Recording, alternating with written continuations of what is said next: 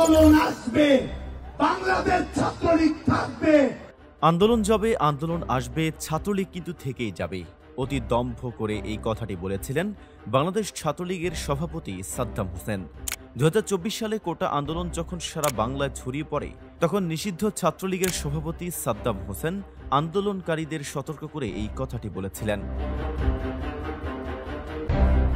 কোটা আন্দোলনও চলে গেল 2024 সালও। সেই সাথে 2025 সালে নতুন করে সংগঠিত হলো 101টির মতো আন্দোলন। কিন্তু কোথাও দেখা মিলল না সেই দম্ভ করে কথা বলা সাদ্দামকে, দেখা মিলল না সেই ছাত্রলীগেরও।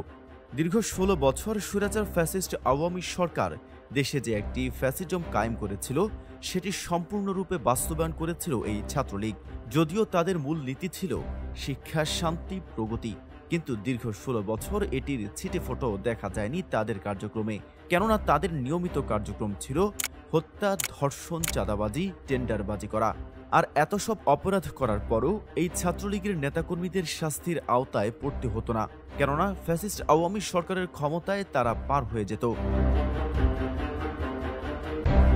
এদিকে 2024 সালের কোটা আন্দোলন শুরু হওয়ার পর থেকে নিষিদ্ধ ছাত্রলীগ এই আন্দোলন দমানোর জন্য সর্বোচ্চ চেষ্টা চালিয়ে যান, কিন্তু কোনোভাবেই এই আন্দোলনকে তারা নিয়ন্ত্রণে আনতে না পেরে এক পর্যায়ে ছাত্রলীগ সভাপতি সাদ্দাম হোসেন আন্দোলনকারীদের হুমকি দিয়ে বলেন, আন্দোলন যাবে, আন্দোলন আসবে, ছাত্রলীগ থেকেই যাবে এবং সবকিছুই মনে রাখা হবে, সবকিছুরই জবাব দেওয়া হবে।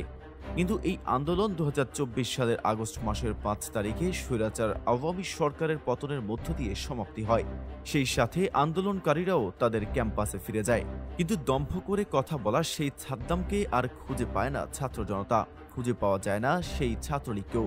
মূলত এই নিষিদ্ধ ছাত্রলীগ দীর্ঘ 16 বছর আওয়ামী লীগের ছত্রছায়ায় তাদের সকল অপকর্ম চালিয়ে যেত, যার ফলস্বরূপ ফ্যাসিস্ট আওয়ামী সরকারের পতনের সাথে সাথে এই নিষিদ্ধ ছাত্রলীগেরও পতন ঘটে। মেহেদী হাসান, ফেজ দ্য পিপল।